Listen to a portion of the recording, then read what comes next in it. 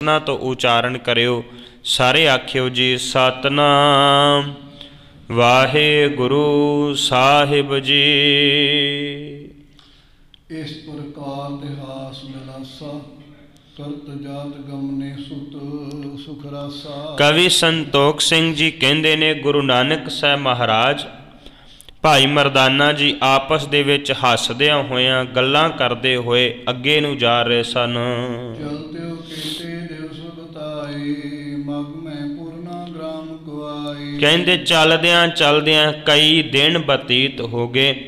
ਰਸਤੇ ਦੇ ਵਿੱਚ ਕੋਈ ਵੀ ਪਿੰਡ ਨਗਰ ਨਾ ਆਇਆ, ਬਲਕਿ ਜੰਗਲੀ ਰਸਤਾ ਸਤਿਗੁਰੂ ਤੈਅ ਕਰਦੇ ਗਏ। 14 ਸੋਤੀ ਉਜਾਰਾ ਉਜਾਰ ਬਿਲਾ ਬਸਾਲਾ ਮਰਦਾਨਾ ਬੋਲਿਓ ਤੇ ਕਾਲਾ। ਫਿਰ ਚੌਵੇਂ ਪਾਸੇ ਉਜਾੜ ਹੀ ਉਜਾੜ, ਜੰਗਲ ਹੀ ਜੰਗਲ ਨਜ਼ਰ ਆਉਂਦਾ ਸੀ। ਇਹ ਸਾਰੇ ਜੰਗਲ ਨੂੰ ਤੱਕ ਕੇ ਭਾਈ ਮਰਦਾਨਾ ਜੀ ਆਪਣੇ ਮੁਖ ਤੋਂ ਬੋਲਦੇ ਹਨ।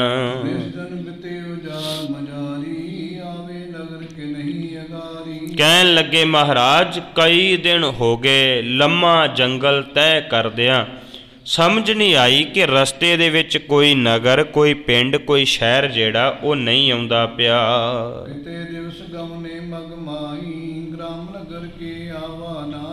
ਕਹਿਣ ਲੱਗਿਆ ਮਹਾਰਾਜ ਕਿੰਨੇ ਦਿਨ ਹੋ ਗਏ ਲੰਘਦਿਆਂ ਤੁਰੇ ਜਾਂਦਿਆਂ, ਕੋਈ ਵੀ ਪਿੰਡ, ਕੋਈ ਵੀ ਸ਼ਹਿਰ ਜਿਹੜਾ ਨਾ ਉਹ ਆਇਆ ਨਹੀਂ ਹੈ। ਜਾਓ ਚਲੇ ਉਜਾਰ ਮਹਾਨਾ ਬਿਨਾ ਪ੍ਰਯੋਜਨ ਜਾਏ ਨਾ ਜਾਣਾ। ਕਹਿੰਦਾ ਮਹਾਰਾਜ ਕਿਹੜੇ ਰਸਤੇ ਤੇ ਤੁਰੇ ਜਾ ਰਹੇ ਹਾਂ, ਸਾਡਾ ਮਕਸਦ ਕੀ ਹੈ, ਇਹ ਮੇਰੀ ਸਮਝ ਦੇ ਵਿੱਚ ਨਹੀਂ ਆਇਆ। ਸੁਨ ਕਰ ਵਿਗਸੇ ਪੰਕਜ ਨੈਣਾ ਤੇ ਬਲੋਕੇ ਉਚਰੇ ਬੈਨਾ। ਮਰਦਾਨਾ ਜੀ ਦੀ ਗੱਲ ਸੁਣ ਕੇ ਗੁਰੂ ਨਾਨਕ ਸਾਹਿਬ ਮਹਾਰਾਜ ਪ੍ਰਸੰਨ ਹੋਏ। ਪ੍ਰਸੰਨ ਹੋ ਕੇ ਸਤਿਗੁਰੂ ਜਿਹੜੇ ਸੁੰਦਰ ਨੈਣਾ ਵਾਲੇ, ਸੁੰਦਰ ਨੇਤਰਾਂ ਵਾਲੇ ਗੁਰੂ ਨਾਨਕ ਸਾਹਿਬ ਮਹਾਰਾਜ ਅੱਗੋਂ ਕਹਿਣ ਲੱਗੇ ਹਨ।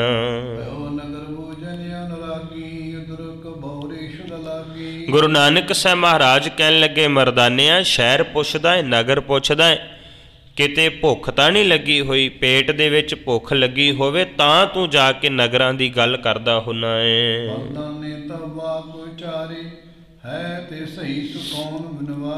ਮਰਦਾਨਾ ਜੀ ਕਹਿਣ ਲੱਗੇ ਮਹਾਰਾਜ ਸੱਚੀ ਗੱਲ ਹੀ ਹੈ, ਇਹਦੇ ਵਿੱਚ ਗਲਤ ਕੀ ਹੈ? ਭੁੱਖ ਤੇ ਲੱਗੀ ਹੋਏਗੀ ਨਾ, ਉਹ ਤੇ ਲੱਗਣ ਵਾਲਾ ਕੰਮ ਹੈ। ਜਦੋਂ ਮਨੁੱਖ ਨੂੰ ਭੁੱਖ ਲੱਗਦੀ ਹੈ, ਇਹ ਸਰੀਰ ਚੱਲਦਾ ਹੀ ਤਾਂ ਹੈ। ਸਤਿਗੁਰੂ ਦੀ ਪਾਵਨ ਬਾਣੀ ਨੇ ਕਿਹਾ, ਮਹਾਰਾਜ ਕਹਿੰਦੇ 3.5 ਮਣ ਦੋਹਰੀ ਚੱਲੈ ਪਾਣੀ ਅੰਨ, ਇਹ ਤੇ ਚੱਲਦਾ ਹੀ ਸਰੀਰ ਜਿਹੜਾ ਅੰਨ ਦੇ ਆਸਰੇ ਹੈ। ਮਰਦਾਨਾ ਜੀ ਕਹਿੰਦੇ ਮਹਾਰਾਜ ਜ਼ਰੂਰ ਲੱਗੀ ਹੈ। ਸ਼ੁਦਾ ਲਗੀ ਕਿਆ ਅਸਨ ਤਿਆਰੀ ਰੱਖੋ ਹੈ ਕਿ ਆਨ ਅਗਾਰੀ। ਕਹਿਣ ਲੱਗਿਆ ਮਹਾਰਾਜ ਅਗਲੇ ਬੰਨੇ ਕਿਹੜਾ ਪ੍ਰਸ਼ਾਦਾ ਸਾਡੇ ਵਾਸਤੇ ਤਿਆਰ ਕਰਕੇ ਕਿਸੇ ਨੇ ਰੱਖਿਆ ਜਿਹੜਾ ਛੇਤੀ ਦੇ ਨਾਲ ਅਸੀਂ ਛਕ ਲੈਣਾ ਹੈ? ਇਹ ਤੇ ਏਦਾਂ ਹੀ ਹੈ, ਜੰਗਲ ਬੀਆ ਬਾਣ ਦੇ ਰਸਤੇ ਹੀ ਲੰਘਦੇ ਪਏ ਹਾਂ।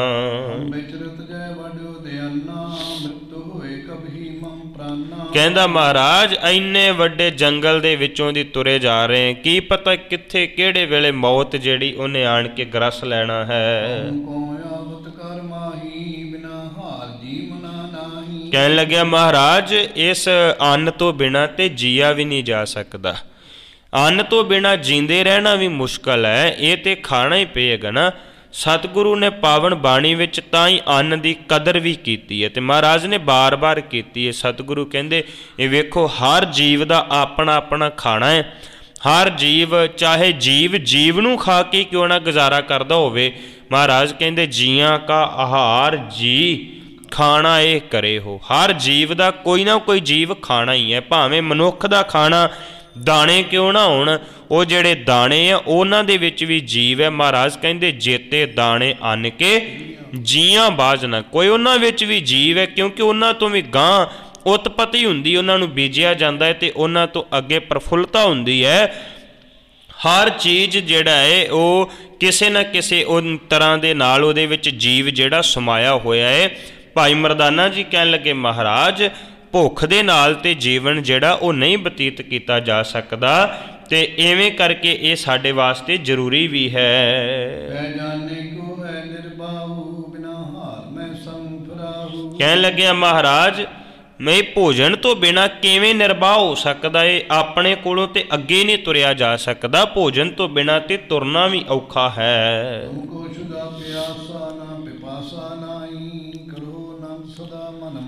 ਕਹਿੰਦਾ ਮਹਾਰਾਜ ਤੁਹਾਨੂੰ ਤੇ ਕਦੇ ਭੁੱਖ ਲੱਗਦੀ ਨਹੀਂ, ਤੁਸੀਂ ਤੇ ਹਮੇਸ਼ਾ ਆਨੰਦ ਦੇ ਵਿੱਚ ਰਹਿੰਦੇ ਹੋ, ਨਾ ਤੁਹਾਨੂੰ ਕੁਝ ਖਾਣ ਦੇ ਨਾਲ ਵਾਸਤਾ, ਨਾ ਤੁਹਾਨੂੰ ਕੁਝ ਪੀਣ ਦੇ ਨਾਲ ਵਾਸਤਾ। ਪਰ ਜਿਹੜਾ ਮਨੁੱਖੀ ਸਰੀਰ ਹੈ ਨਾ, ਮਨੁੱਖੀ ਸਰੀਰ ਅੰਨ ਪਾਣੀ ਤੋਂ ਬਿਨਾਂ ਨਹੀਂ ਰਹਿ ਸਕਦਾ।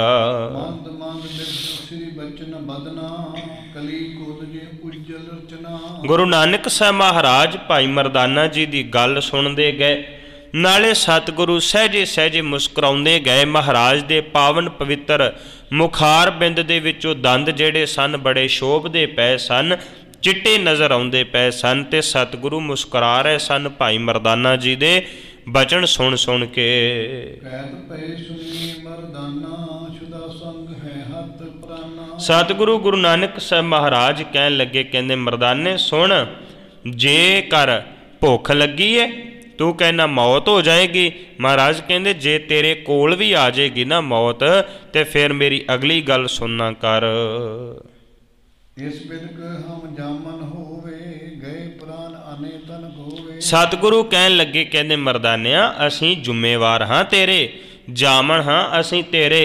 ਜੇਕਰ ਤੇਰੇ ਪ੍ਰਾਣ ਨਿਕਲਣ ਵੀ ਲੱਗਣਗੇ ਤੇ ਤਾਂ ਵੀ ਅਸੀਂ ਇੱਥੇ ਖੜੇ ਹਾਂ। ਅਨੇਕ ਦਿਨ ਮਰਨਾ ਹੈ ਸਾਚੋ, ਜੋ ਜਲ ਵਿਖੇ ਹੋਏ ਘਟ ਕਾਚੋ। ਸਤਿਗੁਰੂ ਕਹਿਣ ਲੱਗੇ ਮਰਦਾਨੇ ਇਹ ਤੇ ਸੱਚ ਹੈ ਵੀ ਇੱਕ ਦਿਨ ਸਾਰਿਆਂ ਨੇ ਮਰਨਾ ਹੈ, ਸੰਸਾਰ ਚਲਾਇਮਾਨ ਹੈ, ਜੋ ਵੀ ਆਉਂਦਾ ਸੰਸਾਰ ਤੇ ਉਹ ਚਲਿਆ ਜਾਂਦਾ ਹੈ। ਸੰਸਾਰ ਕੋਈ ਸਦੀਵੀ ਨਹੀਂ ਹੈ, ਇੱਕ ਆ ਰਿਹਾ ਹੈ, ਇੱਕ ਜਾ ਰਿਹਾ ਹੈ। ਮਹਾਰਾਜ ਨੇ ਉਦਾਹਰਨ ਵੀ ਦਿੱਤੀ, ਕਹਿੰਦੇ ਜੈਸੇ ਹਰ ਹਟ ਕੀ ਮਾਲਾ ਟਿੰਡ ਲਗਤ ਹੈ, ਇੱਕ ਸਖਣੀ ਇੱਕ ਹੋਰ ਭਰੀਅਤ ਹੈ, ਤੈਸੋ ਹੀ ਇਹ ਖੇਲ ਖਸਮ ਕਾ। ਜਿਵੇਂ ਇੱਕ ਟਿੰਡ ਖਾਲੀ ਹੋ ਰਹੀ ਹੈ ਦੂਜੀ ਭਰ ਰਹੀ ਹੈ, ਇੱਦਾਂ ਹੀ ਇਹ ਮਾਲਕ ਦਾ ਇਹ ਬਣੀ ਹੋਈ ਖੇਡ ਹੈ। ਮਹਾਰਾਜ ਨੇ ਕਿਹਾ ਆਵਣ ਜਾਣਾ ਇੱਕ ਖੇਲ ਬਣਾਇਆ ਆਗਿਆਕਾਰੀ, ਕੀਨੀ ਮਾਇਆ। ਆਉਣਾ ਤੇ ਜਾਣਾ ਤੇ ਸੰਸਾਰ ਦੀ ਇੱਕ ਖੇਡ ਹੈ। ਗੁਰੂ ਨਾਨਕ ਸਾਹਿਬ ਮਹਾਰਾਜ ਕਹਿੰਦੇ ਸੰਸਾਰ ਚਲਾਇਮਾਨ ਹੈ। ਦ੍ਰਿਸ਼ਟਮਾਨ ਜੋ ਸਕਲ ਪਸਾਰਾ, ਇਹ ਜਾਨੋ ਹੈ ਕਾਲ ਹਾਰਾ। ਸਤਿਗੁਰੂ ਕਹਿਣ ਲੱਗੇ ਜੋ ਕੁਝ ਵੀ ਦ੍ਰਿਸ਼ਟਮਾਨ ਹੈ, ਜੋ ਕੁਝ ਵੀ ਨਜ਼ਰ ਆਉਂਦਾ ਹੈ, ਜੋ ਕੁਝ ਵੀ ਦਿਖਾਈ ਦਿੰਦਾ ਹੈ ਨਾ, ਇਹ ਸਾਰਾ ਕੁਝ ਕਾਲ ਦੇ ਵੱਸ ਪਿਆ ਹੋਇਆ, ਮੌਤ ਦੇ ਵੱਸ ਪਿਆ ਹੋਇਆ।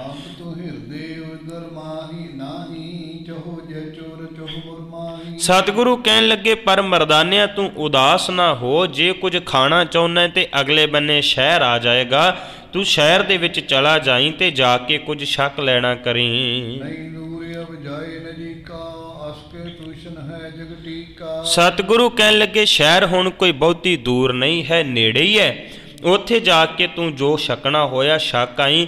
ਇੰਨੇ ਬਚਨ ਕਹਿਣ ਤੋਂ ਬਾਅਦ ਸਤਿਗੁਰੂ ਗੁਰੂ ਨਾਨਕ ਸਾਹਿਬ ਖਾਮੋਸ਼ ਚੁੱਪ ਹੋ ਜਾਂਦੇ ਹਨ।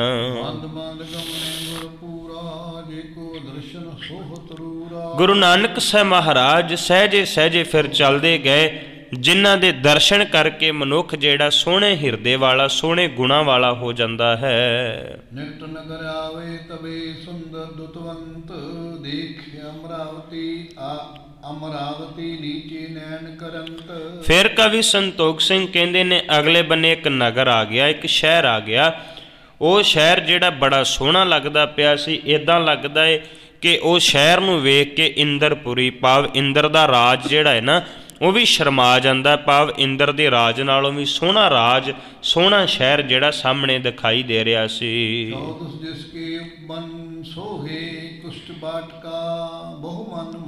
ਕਹਿੰਦੇ ਉਹਦੇ ਚੌਵੇਂ ਪਾਸੇ ਸੁੰਦਰ ਬਾਗ ਸ਼ੋਭ ਰਹੇ ਸਨ, ਸੋਹਣੀਆਂ ਬਗੀਚੀਆਂ ਜਿਹੜੀਆਂ ਸੀ ਮਨ ਨੂੰ ਪ੍ਰਭਾਵਿਤ ਕਰਦੀਆਂ ਸੀ। ਕੰਚਨ ਕੇ ਗੜ ਵਡੇ ਵਿਚਾਰੇ, ਬਿਰਾਜੇ ਨਾਨਾ ਰੰਗ ਜਰੇ ਨਗ ਸਾਜੇ। ਕਹਿਣ ਲੱਗੇ ਚਾਰੇ ਪਾਸੇ ਜਿਹੜਾ ਕਿਲਾ ਬਣਿਆ ਹੋਇਆ ਸੀ ਉਹਦੇ ਉੱਪਰ ਸੋਨਾ ਲੱਗਾ ਹੋਇਆ ਸੀ, ਸੁਨਹਿਰੀ ਰੰਗ ਸ਼ੋਭਦਾ ਪਿਆ ਸੀ। ਇੱਦਾਂ ਕਰਕੇ ਭਾਂਤ ਭਾਂਤ ਦੇ ਰੰਗ ਤੇ ਉਹਦੇ ਵਿੱਚ ਨਗ ਭਾਵ ਹੀਰੇ ਵੀ ਜੜੇ ਹੋਏ ਸਨ।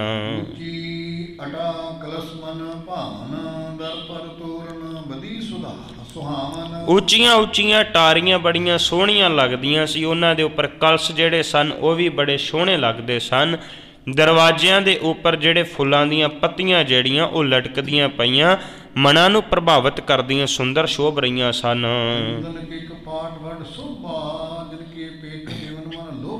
ਕਹਿਣ ਲੱਗੇ ਕਿ ਉਹਨਾਂ ਨੂੰ ਦਰਵਾਜ਼ੇ ਜਿਹੜੇ ਚੰਦਨ ਦੇ ਚੜ੍ਹੇ ਹੋਏ ਸਨ, ਚੰਦਰ ਦੇ ਦਰਵਾਜ਼ੇ ਜਿਹੜੇ ਸ਼ੋਭਾ ਪਾ ਰਹੇ ਸਨ, ਇਉਂ ਲੱਗ ਰਿਹਾ ਸੀ ਕਿ ਐਸੇ ਸ਼ਹਿਰ ਨੂੰ ਵੇਖ ਕੇ ਦੇਵਤੇ ਜਿਹੜੇ ਹਨ ਉਹ ਵੀ ਲਲਚਾ ਰਹੇ ਹੋਣ ਕਿ ਇਹੋ ਜਿਹਾ ਸ਼ਹਿਰ ਸਾਨੂੰ ਮਿਲ ਜਾਣਾ ਚਾਹੀਦਾ ਹੈ। ਜਗਮਗ ਚਮਤਕਾਰ ਛਬ ਪਾਹੀ ਮਨੋ ਚਲੇ ਬਹੁਤੇ ਦਿਨ ਰਾਈ। ਕਹਿੰਦੇ ਕਿ ਰੋਸ਼ਨੀ ਦਾ ਵੀ ਖਾਸ ਪ੍ਰਬੰਧ ਸੀ, ਚਾਰੇ ਪਾਸੇ ਜਗਮਗ ਹੋ ਰਹੀ ਸੀ, ਨਗਰੀ ਬੜੀ ਸੁੰਦਰ ਬਣੀ ਹੋਈ ਸੀ। ਫਿਰ ਇੱਦਾਂ ਕਰਕੇ ਜਿਹੜਾ ਹੈ ਨਾ ਉਹ ਜਦੋਂ ਸੂਰਜ ਉਦੇ ਹੋਇਆ, ਸੂਰਜ ਜਦੋਂ ਚੜ੍ਹ ਕੇ ਆਉਂਦਾ ਹੈ, ਪਹੁੰਚੇ ਜਬ ਇਹ ਨਗਰ ਸਮੀਪਾ ਬੈਠੇ ਸ੍ਰੀ ਬੇਦੀ ਕੁਲਦੀਪਾ। ਇਸ ਨਗਰ ਦੇ ਬਾਰ-ਬਾਰ ਆਣ ਕੇ ਸਾਹਿਬ ਸਤਿਗੁਰੂ ਗੁਰੂ ਨਾਨਕ ਸਾਹਿਬ ਮਹਾਰਾਜ ਬਿਰਾਜਮਾਨ ਹੋ ਜਾਂਦੇ ਨੇ।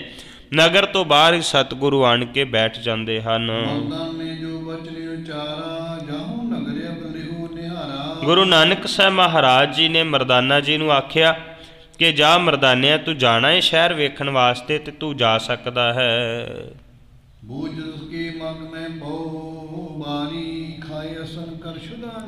ਸਤਿਗੁਰੂ ਕਹਿਣ ਲੱਗੇ, ਕਹਿੰਦੇ ਜਾ ਮਰਦਾਨਿਆ, ਜਾ ਕੇ ਇਸ ਸ਼ਹਿਰ ਦੇ ਵਿੱਚੋਂ ਭੋਜਨ ਛਕਿਆ। ਤੂੰ ਰਸਤੇ ਵਿੱਚ ਆਉਂਦਿਆਂ ਬਾਰ-ਬਾਰ ਕਹਿ ਰਿਹਾ ਸੀ ਤੈਨੂੰ ਭੁੱਖ ਲੱਗੀ ਹੈ, ਤੇ ਹੁਣ ਤੂੰ ਆਪਣੀ ਭੁੱਖ ਨੂੰ ਦੂਰ ਕਰ ਸਕਦਾ ਹੈ।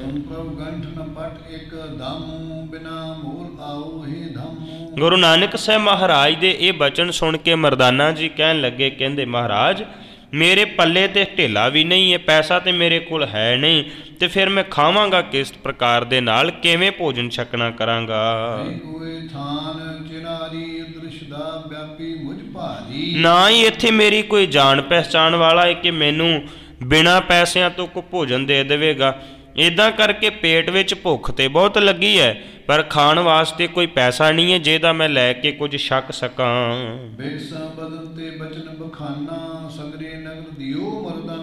ਗੁਰੂ ਨਾਨਕ ਸਾਹਿਬ ਮਹਾਰਾਜ ਮੁਸਕਰਾਏ, ਮੁਸਕਰਾ ਕੇ ਹੱਸਦੇ ਹੋਏ ਕਹਿਣ ਲੱਗੇ, ਕਹਿੰਦੇ ਮਰਦਾਨਿਆ, ਜੇ ਇਹ ਕਹਿਣਾ ਹੈ ਤੇ ਜਾ ਫਿਰ ਸਾਰਾ ਸ਼ਹਿਰ ਹੀ ਜਿਹੜਾ ਮੈਂ ਤੇਰੇ ਹਵਾਲੇ ਕਰ ਦਿੱਤਾ ਹੈ।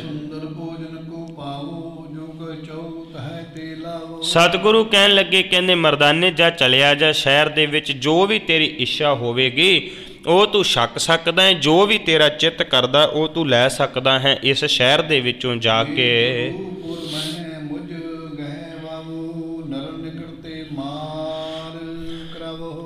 ਬੜੇ ਹੀ ਮਜ਼ਾਕ ਦੇ ਲਹਿਜੇ ਵਿੱਚ ਭਾਈ ਮਰਦਾਨਾ ਜੀ ਕਹਿਣ ਲੱਗੇ, ਕਹਿੰਦੇ ਮਹਾਰਾਜ, ਕੀ ਤੁਸੀਂ ਚਾਹੁੰਦੇ ਹੋ ਕਿ ਮੈਨੂੰ ਕੁੱਟ ਪੈ ਜਾਵੇ?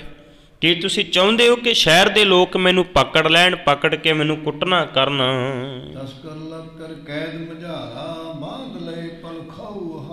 ਕਹਿਣ ਲੱਗੇ ਸਤਿਗੁਰੂ ਗੁਰੂ ਨਾਨਕ ਸਾਹਿਬ ਮਹਾਰਾਜ ਨੂੰ, ਕਹਿੰਦੇ ਭਾਈ ਮਰਦਾਨਾ ਜੀ, ਕਹਿੰਦੇ ਮਹਾਰਾਜ ਤੁਸੀਂ ਚਾਹੁੰਦੇ ਹੋ ਕਿ ਮੈਨੂੰ ਲੋਕ ਚੋਰ ਸਮਝ ਕੇ ਜੇਲ੍ਹ ਦੇ ਵਿੱਚ ਬੰਦ ਕਰ ਦੇਣਾ ਕਰਨ? ਤੁਸੀਂ ਕਹਿ ਰਹੇ ਹੋ ਵਧੀਆ ਭੋਜਨ ਛਕਿਆ, ਉੱਥੇ ਕਿਹੜਾ ਭੋਜਨ ਰੱਖਿਆ ਮੇਰੇ ਵਾਸਤੇ? ਪੈਸਿਆਂ ਤੋਂ ਬਿਨਾਂ ਕੋਈ ਭੋਜਨ ਥੋੜ੍ਹੀ ਦੇਵੇਗਾ।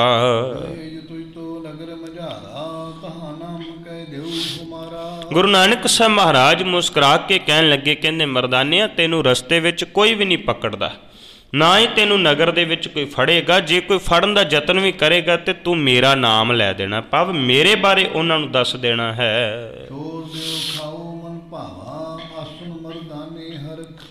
ਸਤਿਗੁਰੂ ਕਹਿਣ ਲੱਗੇ, ਕਹਿੰਦੇ ਮਰਦਾਨਿਆ, ਜਾ ਬਾਜ਼ਾਰ ਦੇ ਵਿੱਚ ਤੇ ਜੋ ਤੇਰੀ ਇੱਛਾ ਉਹ ਤੂੰ ਆਪੇ ਛਕਿਆ, ਜੋ ਵੀ ਤੇਰਾ ਚਿੱਤ ਕਰਦਾ ਤੂੰ ਛਕ ਲੈਣਾ ਕਰੀ। ਇਹ ਗੱਲ ਸੁਣ ਕੇ ਭਾਈ ਮਰਦਾਨਾ ਜੀ ਪ੍ਰਸੰਨ ਹੋ ਜਾਂਦੇ ਹਨ।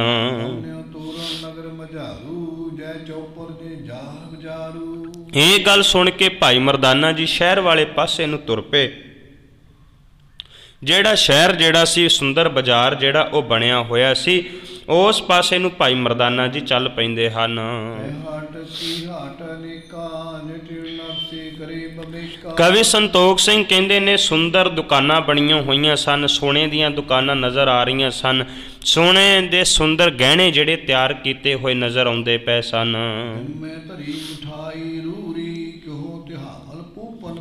ਕਹਿਣ ਲੱਗੇ ਕਿ ਬਹੁਤ ਸੁੰਦਰ ਮਠਿਆਈ ਦੀਆਂ ਦੁਕਾਨਾਂ ਨਜ਼ਰ ਆ ਰਹੀਆਂ ਸਨ, ਕੜਾਹ ਪ੍ਰਸ਼ਾਦ, ਕਿਧਰੇ ਪੂੜੀਆਂ ਇਤਿਆਦਿਕ ਨਜ਼ਰ ਪੈ ਰਹੀਆਂ ਸਨ।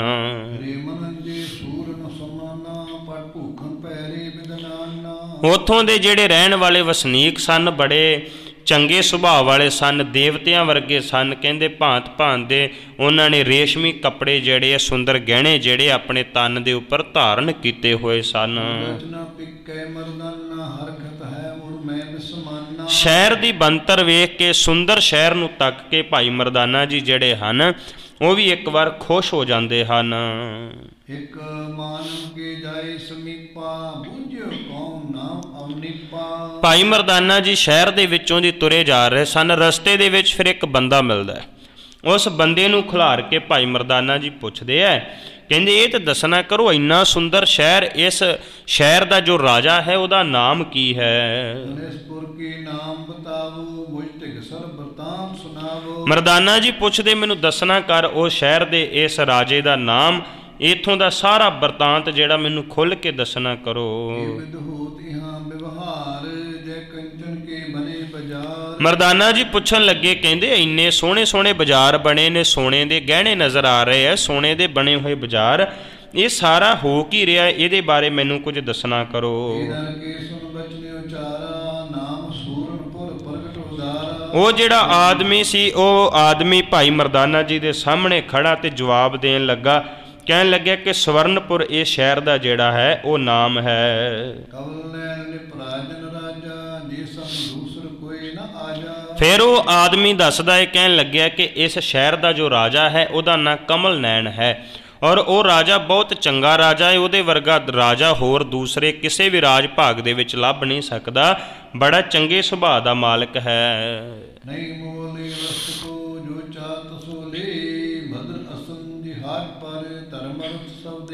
ਉਹ ਫਿਰ ਅੱਗੋਂ ਆਦਮੀ ਕਹਿਣ ਲੱਗਿਆ, ਕਹਿੰਦਾ ਭਾਈ ਮਰਦਾਨਾ ਜੀ ਨੂੰ, ਕਹਿੰਦਾ ਕਿ ਇੱਥੇ ਜੋ ਕੁਝ ਹੈ ਨਾ ਉਹ ਤੈਨੂੰ ਕੀਮਤ ਨਹੀਂ ਲਾਈ ਜਾਏਗੀ, ਤੂੰ ਬਾਹਰੋਂ ਆਇਆ ਹੈ ਤੇ ਜੋ ਵੀ ਕੁਝ ਲਿਜਾਣਾ ਚਾਹਵੇਂ ਫ੍ਰੀ ਦੇ ਵਿੱਚ ਲਿਜਾ ਸਕਦਾ ਹੈ, ਤੈਨੂੰ ਮੁਫਤ ਹੀ ਇਹ ਸਾਰੇ ਭੋਜਨ ਜਿਹੜੇ ਮਿਲ ਸਕਦੇ ਹਨ, ਕਿਉਂਕਿ ਇਹ ਸਾਡਾ ਸੁਭਾਅ ਹੈ, ਇਹ ਸਾਡੇ ਧਰਮ ਦਾ ਅੰਗ ਹੈ। ਅਸੀਂ ਬਾਹਰੋਂ ਆਏ ਅਤਿਥੀ ਦੇ ਕੋਲੋਂ ਕਿਸੇ ਪ੍ਰਕਾਰ ਦਾ ਕੋਈ ਪੈਸਾ ਜਿਹੜਾ ਉਹ ਨਹੀਂ ਲੈਂਦੇ, ਫ੍ਰੀ ਦੇ ਵਿੱਚ ਤੈਨੂੰ ਸਾਰਾ ਕੁਝ ਮਿਲ ਜਾਵੇਗਾ।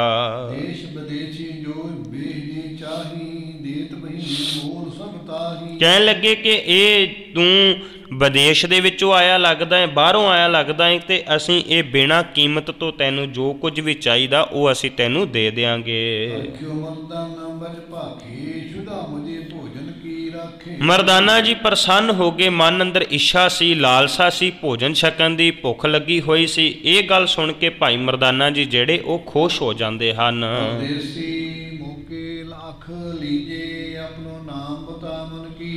ਫਿਰ ਭਾਈ ਮਰਦਾਨਾ ਜੀ ਪੁੱਛਣ ਲੱਗੇ, ਕਹਿਣ ਲੱਗੇ ਕਿ ਤੁਸੀਂ ਇਹ ਤਾਂ ਦੱਸਣਾ ਕਰੋ ਵੀ ਤੁਹਾਡਾ ਨਾਮ ਕੀ ਹੈ।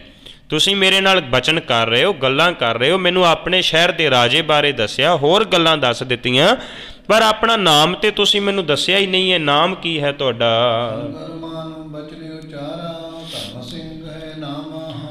ਭਾਈ ਮਰਦਾਨਾ ਜੀ ਦੇ ਸਾਹਮਣੇ ਖੜੇ ਉਸ ਬੰਦੇ ਨੇ ਕਿਹਾ, ਕਹਿਣ ਲੱਗਿਆ ਮੇਰਾ ਨਾਂ ਧਰਮ ਸਿੰਘ ਹੈ। ਇਵੇਂ ਕਰਕੇ ਉਹਨੇ ਆਪਣਾ ਨਾਂ ਧਰਮ ਸਿੰਘ ਭਾਈ ਮਰਦਾਨਾ ਜੀ ਨੂੰ ਦੱਸਿਆ ਹੈ।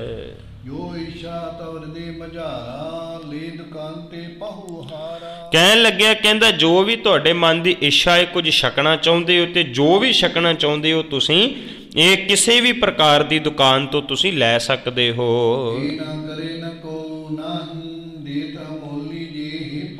ਕੋਈ ਵੀ ਬੰਦਾ ਤੁਹਾਡੇ ਕੋਲੋਂ ਪੈਸੇ ਨਹੀਂ ਮੰਗੇਗਾ, ਪੈਸਿਆਂ ਤੋਂ ਬਿਨਾਂ ਹੀ ਜਿਹੜਾ ਨਾ ਉਹ ਤੁਹਾਨੂੰ ਭੋਜਨ ਦੇ ਦੇਵੇਗਾ, ਤੇ ਕੋਈ ਜਵਾਬ ਵੀ ਨਹੀਂ ਦੇਣਾ ਕਰੇਗਾ। ਇਹ ਨਹੀਂ ਕਿ ਤੁਹਾਨੂੰ ਕੋਈ ਜਵਾਬ ਦੇਗਾ, ਕੋਈ ਜਵਾਬ ਜਿਹੜਾ ਉਹ ਵੀ ਨਹੀਂ ਅੱਗੋਂ ਮਿਲੇਗਾ।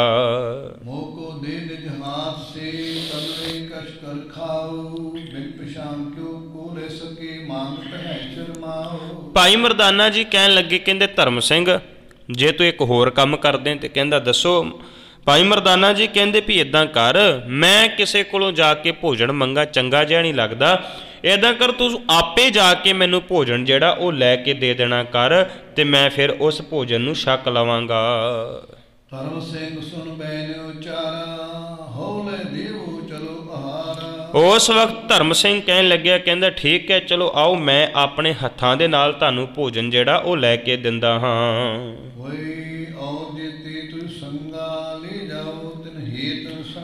ਨਾਲ ਹੀ ਧਰਮ ਸਿੰਘ ਕਹਿਣ ਲੱਗਿਆ, ਕਹਿੰਦਾ ਤੁਹਾਡੇ ਨਾਲ ਕੋਈ ਹੋਰ ਵੀ ਬੰਦੇ ਹੋਣਗੇ, ਕਿਉਂਕਿ ਤੁਸੀਂ ਬਾਹਰੋਂ ਆਏ ਵਿਦੇਸ਼ੀ ਲੋਕ ਲੱਗਦੇ ਹੋ, ਤੇ ਵਿਦੇਸ਼ ਦੇ ਵਿੱਚੋਂ ਬਾਹਰੋਂ ਕਿਤੇ ਥਾਂ ਤੋਂ ਆਉਣਾ ਇਕੱਲੇ ਤੇ ਹੋ ਨਹੀਂ ਸਕਦੇ, ਨਾਲ ਹੋਰ ਵੀ ਹੋਣਗੇ। ਜਿੰਨੇ ਵੀ ਬੰਦੇ ਤੁਹਾਡੇ ਨਾਲ ਹਨ ਬੇਸ਼ੱਕ ਉਹਨਾਂ ਵਾਸਤੇ ਭੋਜਨ ਖੜਨਾ ਤੇ ਉਹ ਵੀ ਤੁਸੀਂ ਲਿਜਾ ਸਕਦੇ ਹੋ।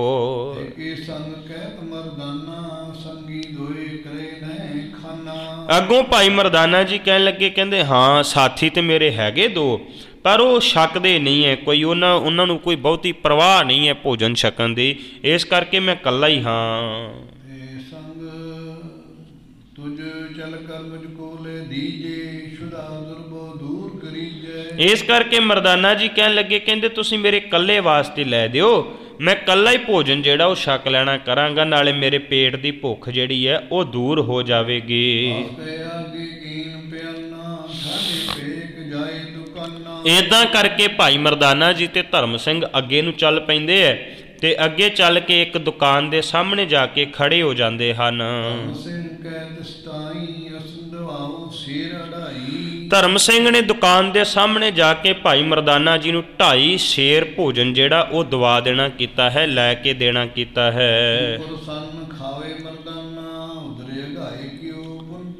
ਮਰਦਾਨਾ ਜੀ ਨੇ ਭੋਜਨ ਛਕਿਆ ਹੈ, ਬਹੁਤ ਪ੍ਰਸੰਨ ਹੋ ਗਏ ਨੇ, ਪੇਟ ਦੀ ਜਿਹੜੀ ਉਹ ਵੀ ਤ੍ਰਿਪਤੀ ਹੋ ਗਈ ਹੈ।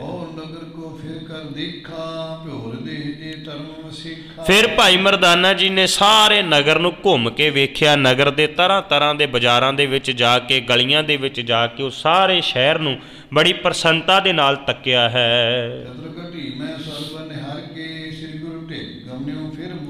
ਜਦੋਂ 4 ਘੜੀਆਂ ਬਤੀਤ ਹੋ ਗਈਆਂ ਸ਼ਹਿਰ ਨੂੰ ਤੱਕਦਿਆਂ, ਭੋਜਨ ਛਕ ਲਿਆ ਸੀ ਹੁਣ, ਤੇ ਹੁਣ ਫਿਰ ਭਾਈ ਮਰਦਾਨਾ ਜੀ ਵਾਪਸ ਗੁਰੂ ਨਾਨਕ ਸਾਹਿਬ ਮਹਾਰਾਜ ਦੇ ਕੋਲ ਆਉਂਦੇ ਹਨ। ਦੂਰੋਂ ਹੀ ਗੁਰੂ ਨਾਨਕ ਸਾਹਿਬ ਮਹਾਰਾਜ ਨੇ ਤੱਕਿਆ, ਭਾਈ ਮਰਦਾਨਾ ਜੀ ਆ ਰਹੇ ਨੇ, ਤੇ ਆਉਂਦਿਆਂ ਹੀ ਭਾਈ ਮਰਦਾਨਾ ਜੀ ਨੂੰ ਗੁਰੂ ਨਾਨਕ ਸਾਹਿਬ ਮਹਾਰਾਜ ਨੇ ਤੱਕਿਆ ਹੈ। ਸਤਿਗੁਰੂ ਕਹਿਣ ਲੱਗੇ, ਕਹਿੰਦੇ ਮਰਦਾਨਿਆ ਦੱਸ, ਇਹ ਸ਼ਹਿਰ ਨੂੰ ਵੇਖ ਆਇਆ, ਕਿਵੇਂ ਦਾ ਲੱਗਾ ਤੈਨੂੰ ਸ਼ਹਿਰ? ਭਾਈ ਮਰਦਾਨਾ ਜੀ ਅੱਗੋਂ ਜਿਹੜਾ ਫਿਰ ਦੱਸਦੇ ਹਨ। ਸਤਿਗੁਰੂ ਗੁਰੂ ਨਾਨਕ ਸਾਹਿਬ ਮਹਾਰਾਜ ਕਹਿਣ ਲੱਗੇ, ਕਹਿੰਦੇ ਤੇਰਾ ਚਿੱਤ ਖਿੜਿਆ ਲੱਗਦਾ ਹੈ, ਤੇਰਾ ਚਿਹਰੇ ਦਾ ਜਾਹੋ ਜਲਾਲ ਨੂਰ ਦੱਸਦਾ ਵੀ ਤੂੰ ਬੜੀ ਪ੍ਰਸੰਨਤਾ ਦੇ ਨਾਲ ਸਾਰਾ ਕੁਝ ਵੇਖ ਕੇ ਆਪਣੇ ਪੇਟ ਦੀ ਤ੍ਰਿਪਤੀ ਕਰਕੇ ਵਾਪਸ ਆਇਆ ਲੱਗਦਾ ਹੈ। ਮਰਦਾਨਾ ਜੀ ਨੇ ਹੱਥ ਜੋੜੇ, ਹੱਥ ਜੋੜ ਕੇ ਗੁਰੂ ਨਾਨਕ ਸਾਹਿਬ ਮਹਾਰਾਜ ਨੂੰ ਕਹਿਣ ਲੱਗੇ, ਹੇ ਸਤਿਗੁਰੂ ਜੀ, ਇੱਦਾਂ ਦਾ ਥਾਂ, ਇੱਦਾਂ ਦਾ ਨਗਰ ਮੈਂ ਅੱਜ ਤੱਕ ਕਿਧਰੇ ਨਹੀਂ ਵੇਖਿਆ।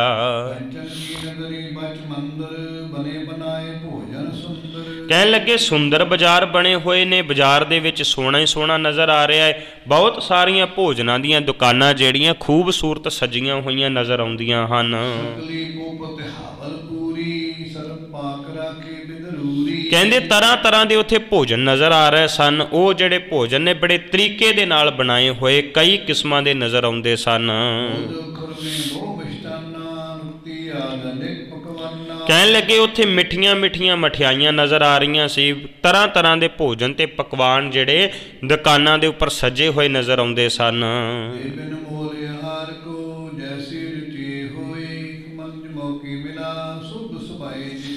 ਮਰਦਾਨਾ ਜੀ ਕਹਿਣ ਲੱਗੇ, ਮਹਾਰਾਜ ਉੱਥੇ ਮੈਨੂੰ ਰਸਤੇ 'ਚ ਇੱਕ ਬੰਦਾ ਮਿਲ ਗਿਆ, ਇਹ ਸਾਰਾ ਭੋਜਨ ਬਿਨਾਂ ਮੁੱਲ ਤੋਂ ਹੀ ਉਹਨੇ ਦੇ ਦਿੱਤਾ, ਪਾ ਮੇਰੇ ਕੋਲੋਂ ਪੈਸੇ ਵੀ ਨਹੀਂ ਲਏ, ਭੋਜਨ ਵੀ ਜਿਹੜਾ ਮੈਨੂੰ ਛਕਾ ਦੇਣਾ ਕੀਤਾ। ਉਹ ਜਿਹੜਾ ਮੈਨੂੰ ਬੰਦਾ ਮਿਲਿਆ ਉਹ ਬੜੇ ਚੰਗੇ ਸੁਭਾਅ ਦਾ ਮਾਲਕ ਸੀ।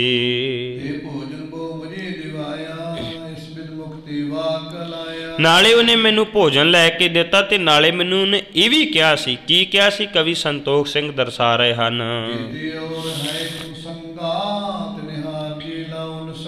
ਉਹਨੇ ਕਿਹਾ ਸੀ ਕਿ ਜੇ ਤੇਰੇ ਨਾਲ ਕੋਈ ਬੰਦਾ ਹੈਗਾ ਹੋਰ ਵੀ, ਤੇ ਉਹਨਾਂ ਵਾਸਤੇ ਵੀ ਤੂੰ ਭੋਜਨ ਖੜਨਾ ਹੋਵੇ ਤੇ ਉਹਨਾਂ ਵਾਸਤੇ ਭੋਜਨ ਲਿਜਾ ਸਕਦਾ ਹੈ। ਮਰਦਾਨਾ ਜੀ ਕਹਿੰਦੇ, ਮਹਾਰਾਜ ਮੈਂ ਕਿਹਾ ਸੀ ਮੇਰੇ ਨਾਲ 2 ਬੰਦੇ ਹੈਗੇ ਆ, ਪਰ ਉਹ ਬੜੇ ਸੰਤੋਖੀ ਸੁਭਾਅ ਦੇ ਹਨ, ਉਹ ਬਹੁਤਾ ਕੁਝ ਛਕਦੇ ਜਿਹੜੇ ਆ ਉਹ ਨਹੀਂ ਹੈ, ਬੜੇ ਸੰਤੋਖ ਵਿੱਚ ਰਹਿੰਦੇ ਹਨ। ਮਹਾਰਾਜ ਮੈਂ ਰੱਜ ਕੇ ਭੋਜਨ ਛਕਿਆ, ਛਕਣ ਤੋਂ ਬਾਅਦ ਸਾਰੇ ਨਗਰ ਨੂੰ ਐ ਬੜੇ ਧਿਆਨ ਦੇ ਨਾਲ ਤੱਕਿਆ ਤੇ ਵੇਖਿਆ ਹੈ। ਸਤਿਗੁਰੂ ਗੁਰੂ ਨਾਨਕ ਸਾਹਿਬ ਮਹਾਰਾਜ ਮੁਸਕਰਾ ਕੇ ਕਹਿਣ ਲੱਗੇ, ਕਹਿੰਦੇ ਮਰਦਾਨਿਆ ਤੂੰ ਬੜਾ ਚੰਗਾ ਕੰਮ ਕੀਤਾ, ਭਲੇ ਦਾ ਕੰਮ ਕੀਤਾ ਹੈ। ਸਤਿਗੁਰੂ ਗੁਰੂ ਨਾਨਕ ਸਾਹਿਬ ਮਹਾਰਾਜ ਕਹਿਣ ਲੱਗੇ, ਕਹਿੰਦੇ ਹੁਣ ਤੂੰ ਜੋ ਕੁਝ ਤੈਨੂੰ ਚਾਹੀਦਾ ਸੀ ਭੋਜਨ ਚਾਹੀਦਾ ਸੀ ਤੂੰ ਛਕ ਲਿਆ, ਸ਼ਹਿਰ ਨੂੰ ਵੇਖਣਾ ਸੀ ਤੂੰ ਵੇਖ ਲਿਆ। ਹੁਣ ਇੱਦਾਂ ਕਰ ਬੈਠ ਤੇ ਆਪਾਂ ਸ਼ਬਦ ਗਾਇਨ ਕਰੀਏ, ਰੱਬ ਦੀ ਪ੍ਰਭੂ ਦੀ ਕੀਰਤੀ ਦੇ ਵਿੱਚ ਜੁੜਨਾ ਕਰੀਏ।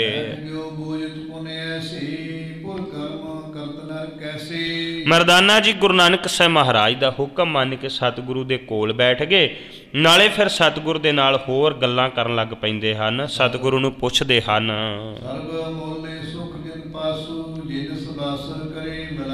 ਸਤਿਗੁਰੂ ਨੂੰ ਕਹਿਣ ਲੱਗੇ ਮਹਾਰਾਜ ਇੱਥੋਂ ਦੇ ਲੋਕ ਕਿੰਨੇ ਭਲੇ ਹਨ, ਇਹਨਾਂ ਦਾ ਬੜਾ ਤਗੜਾ ਵਡੱਪਣ ਹੈ, ਉੱਦਾਂ ਹੀ ਸਾਰਿਆਂ ਨੂੰ ਪ੍ਰਸ਼ਾਦਾ ਛਕਾ ਦਿੰਦੇ ਨੇ, ਭੋਜਨ ਦੇ ਦਿੰਦੇ ਨੇ, ਇਹ ਤੇ ਦਿਨ ਰਾਤ ਆਨੰਦ ਦੇ ਵਿੱਚ ਜ਼ਿੰਦਗੀ ਬਤੀਤ ਕਰਦੇ ਹੋਣਗੇ। ਗੁਰੂ ਨਾਨਕ ਸਾਹਿਬ ਮਹਾਰਾਜ ਕਹਿਣ ਲੱਗੇ, ਕਹਿੰਦੇ ਹਾਂ ਮਰਦਾਨਿਆਂ, ਇੱਥੇ ਕੋਈ ਵੀ ਇਸ ਨਗਰੀ ਦਾ ਕੋਈ ਵੀ ਆਦਮੀ ਝੂਠ ਨਹੀਂ ਬੋਲਦਾ।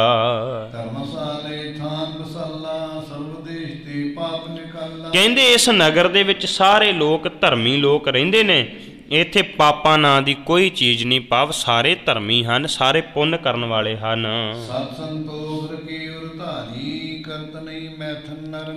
ਕਹਿਣ ਲੱਗੇ ਕਿ ਸਾਰੇ ਲੋਕਾਂ ਦੇ ਹਿਰਦਿਆਂ ਦੇ ਵਿੱਚ ਸਤ ਸੰਤੋਖ ਹੈ, ਸੰਤੋਖੀ ਹਨ, ਕਿਸੇ ਦੇ ਮਨ ਅੰਦਰ ਕੋਈ ਮੈਲ ਨਹੀਂ ਹੈ। ਕਹਿੰਦੇ ਕਿ ਇੱਥੋਂ ਦੇ ਲੋਕ ਪੁੰਨ ਦਾਨ ਕਰਦੇ ਆ, ਕੋਈ ਵੀ ਵਕਾਰਾਂ ਦੇ ਵਿੱਚ ਭੈੜੇ ਕਰਮਾਂ ਦੇ ਵਿੱਚ ਫਸਦਾ ਨਹੀਂ ਹੈ, ਚੰਗੇ ਕਰਮਾਂ ਦੇ ਵਿੱਚ ਧਿਆਨ ਲਾ ਕੇ ਰੱਖਦੇ ਹਨ। ਮਰਦਾਨਾ ਜੀ ਕਹਿਣ ਲੱਗੇ, ਕਹਿੰਦੇ ਮਹਾਰਾਜ ਬੜਾ ਹੈਰਾਨ ਕਰ ਦੇਣ ਵਾਲਾ ਬਰਤਾਂਤ ਹੈ ਜਿਹੜਾ ਤੁਸੀਂ ਮੈਨੂੰ ਸੁਣਾ ਰਹੇ ਹੋ। ਮਰਦਾਨੇ ਤਵਾ ਕਲਾਇਓ ਚਲਹੀ ਬਰਤਾ ਸੁਨਾਇਓ, ਸਭ ਹੀ ਰੀਤ ਨਵੀਨ ਬਤਾਈ, ਦੇਖੀ ਸੁਨੀ ਨਵਾਏ ਕੇ ਥਾਈ। ਸਤਿਗੁਰੂ ਗੁਰੂ ਨਾਨਕ ਸਾਹਿਬ ਮਹਾਰਾਜ ਨੂੰ ਕਹਿਣ ਲੱਗਿਆ ਮਹਾਰਾਜ ਇੱਦਾਂ ਦੀ ਗੱਲਬਾਤ ਤੇ ਆਪਾਂ ਕਦੇ ਵੀ ਨਹੀਂ ਸੁਣੀ, ਨਾ ਇੱਦਾਂ ਦੀ ਗੱਲਬਾਤ ਕਦੇ ਆਪਾਂ ਪਹਿਲਾਂ ਸੁਣੀ ਹੈ, ਨਾ ਹੋ ਸਕਦਾ ਕਦੇ ਦੁਬਾਰਾ ਸੁਣਨ ਦਾ ਮੌਕਾ ਮਿਲੇ। ਇਹ ਬੜੀਆਂ ਹੈਰਾਨ ਕਰ ਦੇਣ ਵਾਲੀਆਂ ਆਪ ਜੀ ਦੀਆਂ ਗੱਲਾਂ ਹਨ।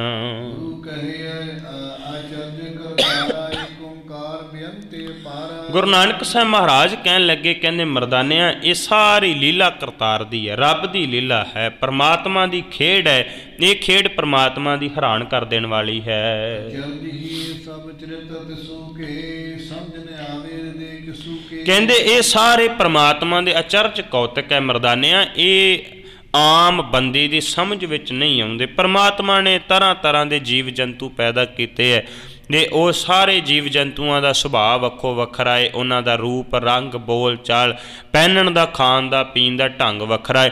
ਪਰਮਾਤਮਾ ਦੀ ਬਣੀ ਹੋਈ ਇਹ ਸ੍ਰਿਸ਼ਟੀ ਜਿਹੜੀ ਹੈ ਰੰਗੀ ਰੰਗੀ ਭਾਂਤੀ ਕਰ ਕਰ ਜਿਨਸੀ ਮਾਇਆ ਜਿੰਨੇ ਉਪਾਈ, ਪਰਮਾਤਮਾ ਨੇ ਤਰ੍ਹਾਂ ਤਰ੍ਹਾਂ ਦੀ ਰੰਗਾਂ ਦੀ ਕਈ ਨਸਲਾਂ ਦੀ ਇਹ ਸ੍ਰਿਸ਼ਟੀ ਜਿਹੜੀ ਪੈਦਾ ਕੀਤੀ ਹੈ।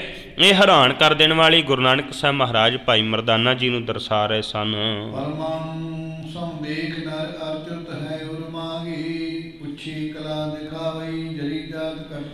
ਸਤਿਗੁਰੂ ਕਹਿਣ ਲੱਗੇ ਇੱਥੋਂ ਦੇ ਬੰਦੇ, ਇੱਥੋਂ ਦੇ ਲੋਕ ਸਾਰਿਆਂ ਨੂੰ ਇੱਕ ਸਮਾਨ, ਇੱਕ ਬਰਾਬਰ ਸਮਝਦੇ ਹੈ, ਕਿਸੇ ਵਿੱਚ ਵੀ ਕੋਈ ਹੰਕਾਰ ਵਾਲੀ ਗੱਲ ਨਹੀਂ, ਆਕੜ ਵਾਲੀ ਗੱਲ ਨਹੀਂ।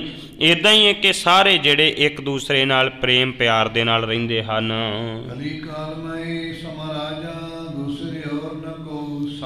ਸਤਿਗੁਰੂ ਕਹਿਣ ਲੱਗੇ ਕਿ ਕਲਯੁਗ ਦੇ ਇਸ ਭਿਆਨਕ ਸਮੇਂ ਦੌਰਾਨ ਇੱਥੋਂ ਦਾ ਰਾਜਾ ਜਿਹੜਾ ਉਹਦੇ ਬਰਾਬਰ ਦਾ ਦੂਜਾ ਕੋਈ ਰਾਜਾ ਨਹੀਂ ਹੈ, ਭਾਵ ਬੜਾ ਧਰਮੀ ਰਾਜਾ ਹੈ ਜਿਹੜਾ ਇੱਥੋਂ ਦਾ ਮੰਨਿਆ ਜਾਂਦਾ ਹੈ।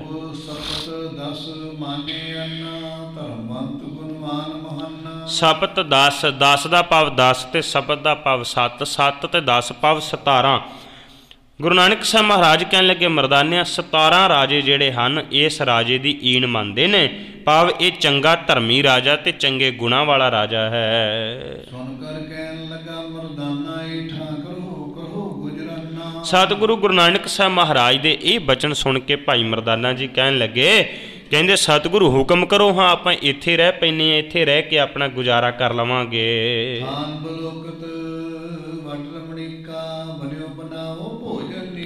ਕਹਿੰਦਾ ਮਹਾਰਾਜ ਕਿੱਡਾ ਵਧੀਆ ਤਰੀਕਾ, ਰਮਣੀਕ ਥਾਂ ਬਣਿਆ, ਬਣਿਆ ਬਣਾਇਆ ਸੁੰਦਰ ਭੋਜਨ ਮਿਲ ਜਾਂਦਾ ਹੈ, ਹੋਰ ਸਾਨੂੰ ਕੀ ਚਾਹੀਦਾ, ਆਪਾਂ ਇੱਥੇ ਰਹਿਣਾ ਕਰਾਂਗੇ। ਗੁਰੂ ਨਾਨਕ ਸਾਹਿਬ ਮਹਾਰਾਜ ਕਹਿਣ ਲੱਗੇ, ਕਹਿੰਦੇ ਮਰਦਾਨਿਆਂ ਨਹੀਂ, ਇਹ ਸਾਡੇ ਵੱਸ ਨਹੀਂ ਹੈ, ਇਹ ਕਰਤਾਰ ਦੇ ਵੱਸ ਹੈ। ਜਿੱਧਰ ਕਰਤਾਰ ਲੈ ਜਾਏਗਾ, ਜਿੱਧਰ ਪ੍ਰਮਾਤਮਾ ਲੈ ਜਾਏਗਾ, ਉਧਰ ਨੂੰ ਅਸੀਂ ਚਲੇ ਜਾਵਾਂਗੇ। ਹਸ ਕੇ ਤੂਸ਼ਨ ਭੇਜਗ ਜਾ ਸਾਈ ਜਿਨ ਕੇ ਦਰਸ਼ਨ ਕਲਪ ਨਸਾਈ। ਗੁਰੂ ਨਾਨਕ ਸਾਹਿਬ ਮਹਾਰਾਜ ਉੱਥੇ ਬੈਠੇ ਬੜੇ ਸ਼ੋਭਦੇ ਪਏ ਸਨ, ਸੁੰਦਰ ਲੱਗ ਰਹੇ ਸਨ, ਤੇ ਸਤਿਗੁਰੂ ਦੇ ਦਰਸ਼ਨ ਕੀਤਿਆਂ